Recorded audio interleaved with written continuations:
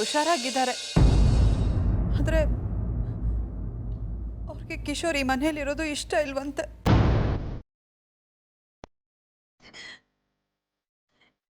ಇವನು ಈ ಮನೇಲಿರೋವರೆಗೂ ಹೊರಗೆ ತೊಟ್ಟು ನೀರು ಕುಡಿಯೋದಿಲ್ವಂತೆ. ಹಾಗಂದ್ಲ ಅಮ್ಮ. ನಾನು ಅಮ್ಮನ ಸಮಾಧಾನ ಮಾಡ್ತೀನಿ, ನೀನೇನು ಯೋಚನೆ ಮಾಡಬೇಡ.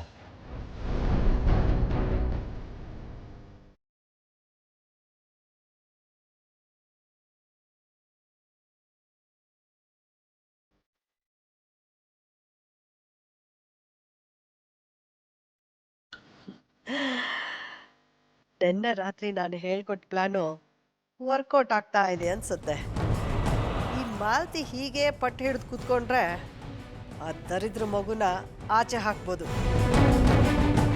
ಆದರೆ ಅವಳು ನಾಟಕ ಆಡ್ತಿದ್ದಾಳ ಹೇಗೆ? ಈ ಅಮ್ಮ ಮಗಳನ್ನ ನಂಬೋದೇ ಕಷ್ಟ. ಅರೆ, ಈ ನಿತ್ಯ ಚೇತನ್ ಇಬ್ಬರು ನಾನು ಕರೆದ್ರೂ ಹಾಗೆ ಹೋದ್ರಲ್ಲ. ಹಾಂ, ಹೋಗಲಿ ಹೋಗಲಿ, ಅಲ್ಲೇನು ನಡೀತಾ ಇದೆ ಅಂತ ನನಗೂ ಗೊತ್ತಾಗತ್ತೆ.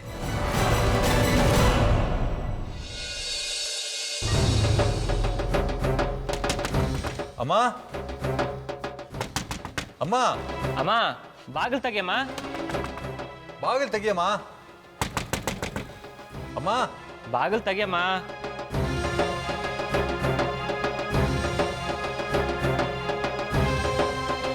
ಅಮ್ಮ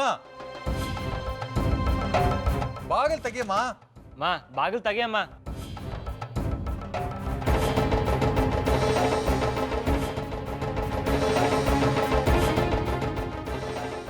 ಅಯ್ಯಯ್ಯೋ, ಏನಪ್ಪ ಮಾಡೋದೀಗ?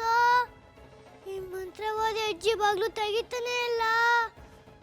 ಸಾಕ್ಷಾತ್ ತರ ಫ್ಯಾನಿಗೆ ಸೀರೆ ಕಟ್ಕೊಂಡ್ಬಿಟ್ರೆ ಏನಪ್ಪ ಮಾಡೋದು? ನಾನು ಮೊದಲು ಒಳಗೆ ಚಿಲ್ಕ ತೆಗಿಬೇಕು.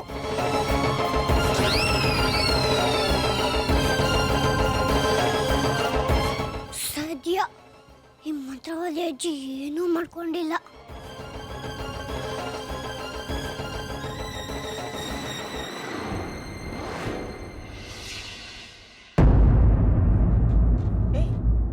ಯಾಕ್ರೋ? ಯಾಕೆ ಬಾಗಿಲನ್ನ ನೋಡ್ಕೊಂಡು ಒಳಗಡೆ ಬಂದ್ರಿ? ನಿಮ್ಮನ್ನ ಯಾರು ಕರ್ಸಿದ್ ಇಲ್ಲಿಗೆ? ಏನಮ್ಮ ಇದು? ಚಿಕ್ಕ ಮಗು ಥರ ಹಠ ಮಾಡ್ತಿದ್ಯಂತೆ, ತಿಂಡಿ ತಿನ್ನಲ್ಲ ಅಂತ ಹೇಳ್ತಿದ್ಯಂತೆ. ಹೌದು, ತಿಂಡಿನೂ ತಿನ್ನಲ್ಲ, ಈ ಮನೇಲಿ ಒಂದು ತೊಟ್ಟು ನೀರು ಕುಡಿಯಲ್ಲ.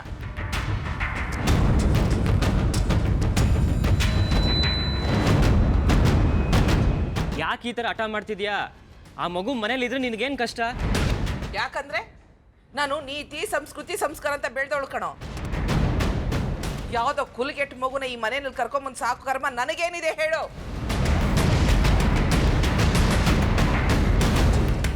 ಈ ಕ್ಷಣ ಮಗು ಈ ಮನೆ ಬಿಟ್ಟು ಹೋದ್ರೇನೆ ಈ ಮನೆಯಲ್ಲಿ ಊಟ ಮಾಡ್ತೀನಿ, ನೀರು ಕುಡಿತೀನಿ, ತಿಂಡಿ ತಿಂತೀನಿ. ಇಲ್ಲ ಅಂದ್ರೆ ಹೀಗೆ ಉಪವಾಸ ಪ್ರಾಣ ಬಿಡ್ತೀನಿ. ಅಮ್ಮ, ಈ ಮಗು ಏನಮ್ಮ ತಪ್ಪು ಮಾಡಿದೆ? ಯಾಕೆ ಈ ರೀತಿ ದ್ವೇಷ ಸಾಧಿಸ್ತೀಯಾ? ನಿನ್ನ ಹೆಂಡ್ತಿನೂ ಒಂದು ಮಗು ಹೆತ್ತಿದ್ರೆ ಗೊತ್ತಾಗ್ತಿತ್ತು. ನಿನ್ನ ಹೊಟ್ಟೆಲೆ ಹುಟ್ಟಿದ ಮಗು ಆಗಿದ್ರೆ ರಕ್ತ ಸಂಬಂಧ ಏನು ಅಂತ ನಿನಗೂ ಅರ್ಥ ಆಗ್ತಿತ್ತು. ಯಾವುದೋ ಒಂದು ಮಗುನ ತಂದು ಅದಕ್ಕೆ ಊಟ ಬಟ್ಟೆ ಕೊಟ್ಬಿಟ್ರೆ ಅದ್ರ ಮಗು ಅನ್ಸ್ಕೊಳ್ಳಲ್ಲ ಕಣೋ, ಸಾಕು ಪ್ರಾಣಿ ಅನ್ಸ್ಕೊಳತ್ತೆ. ದರಿದ್ರನ ಅನಿಷ್ಟನ ನನ್ನ ಮೊಮ್ಮಗು ಅಂತ ಹೇಳ್ಕೊಳಕ್ ನನಗೆ ಸಾಧ್ಯ ಇಲ್ಲ.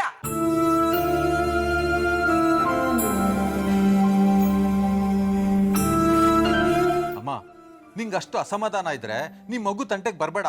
ನಾನು ಮಗುನ ನಿನ್ನ ರೂಮಿಗೆ ಬಿಡಲ್ಲ. ಆದ್ರೆ ಮಗುನ ಮಾತ್ರ ವಾಪಸ್ ಕಳಿಸು ಅಂತ ಹೇಳ್ಬೇಡಮ್ಮ, ಪ್ಲೀಸ್. ಏ ರಾಜವ, ಆಹಾ, ನಿನ್ನ ಹೆಂಡತಿ ಎಷ್ಟೊಂದು ನಿನ್ನ ತಲೆ ಕೆಡಿಸಿದಳೋ. ಇಷ್ಟು ದಿನ ನಾನು ಹಾಕಿದ್ಯಾರನ್ನ ದಾಟ್ತವನಲ್ಲ ನೀನು. ಇವತ್ತು ಆ ದಿಕ್ಕು ದಿಸೆ ಇಲ್ದಿರೋ ಮಗುಗೋಸ್ಕರ ನನ್ನನ್ನೇ ಬಿಟ್ಟು ಹೋಗೋ ಮಾತಾಡ್ತಿದ್ಯಲ್ಲ. ನೀನು ನೆನ್ನೆ ಮೊನ್ನೆ ಬಂದ ಮಗುಗೋಸ್ಕರ ಆ ಮಗುನ ಬಿಟ್ಟಿರೋಕ್ಕಾಗಲ್ಲ ಅಂತ್ಯ. ನಾನು ನಿನ್ನ ಹೆತ್ತವಳು ಕಣೋ, ಇಷ್ಟು ವರ್ಷ ಸಾಕಿ ಸಲಹಿದ್ದೀನಿ. ನಾನು ನನ್ನ ಮಗನ ಜೊತೆಲಿ ಇರ್ಬೇಕು ಅನ್ನೋ ತಪ್ಪ?